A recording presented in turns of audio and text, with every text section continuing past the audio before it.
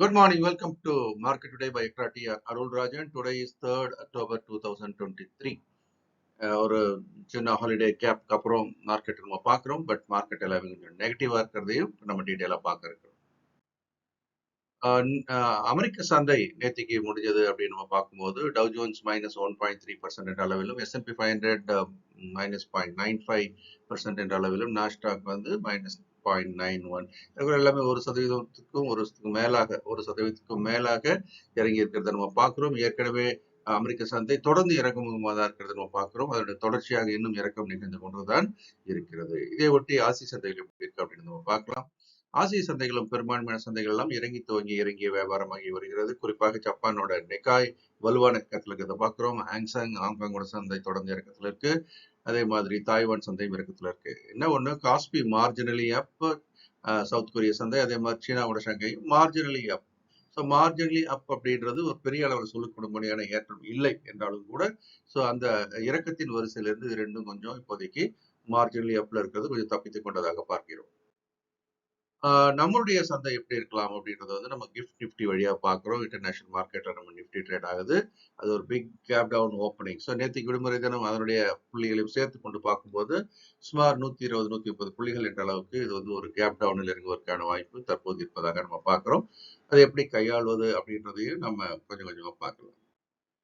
நிஃப்டியுடைய range அப்படின்னு நம்ம பார்க்கும்போது 19,500 19,850 அப்படின்னு பார்க்குறோம். ஒரு தடவை 19,850 வியாழக்கிழமை அன்னைக்கு பிரேக் பண்ணி திரும்ப கொஞ்சம் மேலே வந்து உட்காந்துச்சு. அப்புறம் ஒரு கேப் டவுன் ஆகி மேலே போனதை பார்க்குறோம். ஆனால் மீண்டும் இப்போது 19,500 அப்படின்ற ஏரியாவை டெஸ்ட் பண்ண போது அது கீழே முடிஞ்சது அப்படின்னு சொன்னால் தென் அடுத்த கட்ட இறக்கத்துக்கு தன்னை தயார் பண்ணுவதாக எடுத்துக்கொள்ளலாம். நிஃப்டி பேங்க் அப்படின்றது நிஃப்டியோட சற்றே வலுவாக இருப்பதாக நம்ம எடுத்துக்கொள்ளலாம். நம்ம கொடுத்துருக்க இந்த ரேஞ்ச் ரொம்ப நாளாவே மெயின்டைன் பண்ணிட்டு இருக்கு. கீழே 43,600 சப்போர்ட் ஆகும், மேல 46,500 ரெசிஸ்டன்ஸாக இருக்கிறத பார்க்கிறோம். மேக்ரோ எக்கனாமிக்கல் ஃபேக்டர்ஸ் அப்படின்னு பார்க்கும்போது அமெரிக்காவுடைய இந்த 10-year பாண்ட் ஈல்டு அப்படின்றது 16 வருடங்கள் இல்லாத அளவுக்கு ஒரு புதிய உச்சத்தை தொட்டிருக்கிறது. அது வந்து 4.68% என்ற அளவில். டாலர் இண்டெக்ஸ் அப்படின்றது கூட பார்த்தீங்க அப்படின்னா 107.17. சில மாதங்களுக்கு முன்பாக ஒரே ஒரு தடவை 100க்கு கீழே அப்படி இறங்கி அதன் பிறகு இப்ப மழன்னு 107க்கு வந்தாச்சு. இதுவும் வந்து பங்கு சந்தைக்கு ஒரு பாதகமான செய்தியாக பார்க்கிறோம். அடுத்து பிரண்ட் குரூட் தொடர்ந்து ஏர்முகமாக இருந்த பிரண்ட் குரூட் ஆனது ஏறக்குறைய $94-95 கிட்ட போயிட்டு இப்போ பிலோ 90 க்ளோஸ் இருக்கிறதுன்றது இந்திய பொருளாதாரத்திற்கு வலு சேர்ப்பதாக நம்ம எடுத்துக்கொள்ளலாம். இது ஒரு சாதகமான செய்தி. தங்கம் விலை தொடர்ந்து இறங்கி கொண்டிருக்கிறத நம்ம பார்க்கிறோம். இன்னும் தொடர்ந்து இறங்குவதற்கான வாய்ப்பு அதிகமாகவே இருக்கிறதா பார்க்கிறோம். தங்கம் அப்படின்றது ஏறும்போதெல்லாம் விற்று வாங்குவதற்கான வாய்ப்பாக பார்க்க வேண்டும். ஏறக்குறைய 2,550 என்ற உச்சத்தை தொட்ட பிறகு என்னாச்சு, அப்புறம் கொஞ்சம் கொஞ்சமா இறங்க ஆரம்பிச்சதை பார்த்தோம். இறங்கி ஆரம்பிச்சு 1950 to 1900 இந்த இடைவெளியில் கொஞ்சம் தாக்கு பிடிச்சு நின்றது. 1900 உடைக்கப்பட்டவுடன் அது என்னாச்சு, இறங்குமுகமாக வலிமையாக மாறினது பார்க்கிறோம். USD INR இன்னும் இறங்குமுகமாக தான் இருக்குது. 83.04% என்ற அளவில் இருக்கிறது நம்ம பார்க்கிறோம். 83.04 என்ற அளவில் இருக்கிறது நம்ம பார்க்கிறோம். ஸோ 83க்கு மேலே இன்னும் தொடர்ந்து மெயின்டைன் ஆயிட்டு இருக்கு. இப்போதைக்கு சற்றே கட்டுக்கோப்பாக இருந்தாலும் கூட டாலர் இண்டெக்ஸ் வலிமை பெற ரூபாயானது வலிமை குன்றுவதற்கான வாய்ப்பு அதிகமாக இருப்பதாக பார்க்கிறோம். அடுத்தடுத்து வரக்கூடிய முக்கியமான மேக்ரோ எக்கனாமிக்கல் ஃபேக்டர்ஸ் அப்படின்னு பார்த்தீங்கன்னா ஆர்பிஐயோட அடுத்த கூட்டம் அப்படின்றது நடக்க இருக்குது. வரக்கூடிய வாரத்துல அந்த கூட்டத்துல அப்படின்னு பாத்தீங்கன்னா கண்டிப்பா ஒரு வட்டி விகிதம் இருக்கலாமோ அப்படின்ற ஒரு எதிர்பார்ப்பு இருக்கிறது. அது சந்தைக்கு சற்றே ஒரு அச்சத்தை கொடுக்கலாம். அதே மாதிரி தொடர்ந்து அடுத்த வாரத்திலிருந்து நமக்கு Q2 ரிசல்ட்ஸ் வர ஆரம்பிச்சிடும். அதுலேயும் கூட நமக்கு குறிப்பா TCS, இன்ஃபோசிஸ் இவங்களோட ரிசல்ட்ஸ் எல்லாம் தொடர்ந்து ஆரம்பத்துல வரும். அதை பொறுத்து ஐடி துறைக்கு உண்டான ஒரு எதிர்பார்ப்பு உருவாகலாம். செப்டம்பரோட ஆட்டோ சேல்ஸ் நம்பர்ஸ் வெளியா இருக்குது. 2 வீலர் சேல்ஸ் சப்டியூடா தான் இருக்கு. அதே மாதிரி காரோட சேல்ஸ் சப்டியூடா தான் இருக்கு. மாருதி குறிப்பா சொல்வதாக இருந்தால். ஆனா எஸ்யூவி என்னுடைய சேல்ஸ் ஓரளவுக்கு நன்றாகவே உள்ளது. அடுத்து சைனாவோட PMI டேட்டா வெளியா இருக்குது, பர்ச்சேஸ் மேனேஜர் இண்டெக்ஸ். இது வந்து 50.2 அப்படின்ற அளவில் இருக்குது.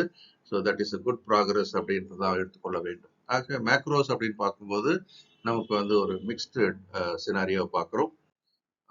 FIIs சொல்லக்கூடிய ஃபாரின் இன்ஸ்டிடியூஷன் இன்வெஸ்டர்ஸ் தொடர்ந்து இந்திய சந்தையிலும் விற்பவர்களாக தான் இருந்து வருகிறார்கள்.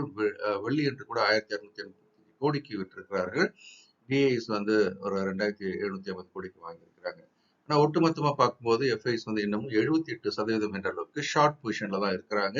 ஸோ இந்த அதீத ஷார்ட் அப்படின்றது சந்தையில் பலவீனத்தை கொடுக்குது. இன்னும் கொஞ்சம் ஷார்ட் கூடனா ஷார்ட் கவரிங் வரலாம் அப்படின்ற ஒரு எதிர்பார்ப்பும் இருக்கிறது.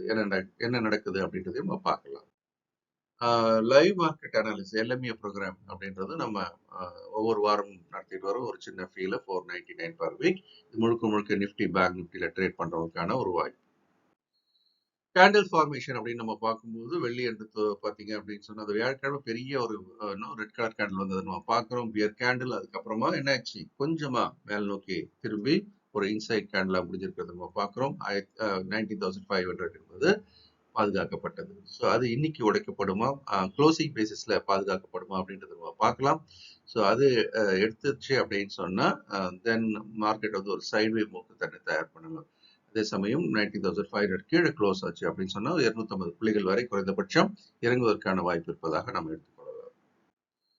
இந்த வீடியோ உங்களுக்கு பிடிச்சிருக்கும் நம்புறேன். லைக் பண்ணி ஷேர் பண்ணுங்க. உங்க கமெண்ட்ஸையும் கீழே போடுங்க. உங்க நண்பர்களுக்கும் இதை ஷேர் பண்ணுங்க. இந்த நாளும் இனிமையான நாளாக இருக்க என்னுடைய மனமார்ந்த வாழ்த்துக்கள். இந்த வீடியோ உங்களுக்கு பிடிச்சிருக்கும் நம்புறேன். நீங்களும் லைக் பண்ணி ஷேர் பண்ணுங்க. உங்களுடைய கமெண்ட்ஸையும் போடுங்க. இந்த நாளும் இனிமையான நாளாக இருக்க என்னுடைய மனமார்ந்த வாழ்த்துக்கள். இந்த வீடியோ உங்களுக்கு பிடிச்சிருக்கும் நம்புறேன். நீங்களும் லைக் பண்ணி ஷேர் பண்ணுங்க. உங்களுடைய கமெண்ட்ஸையும் போடுங்க. இந்த நாளும் இனிமையான நாளாக இருக்க என்னுடைய மனமார்ந்த வாழ்த்துக்கள்.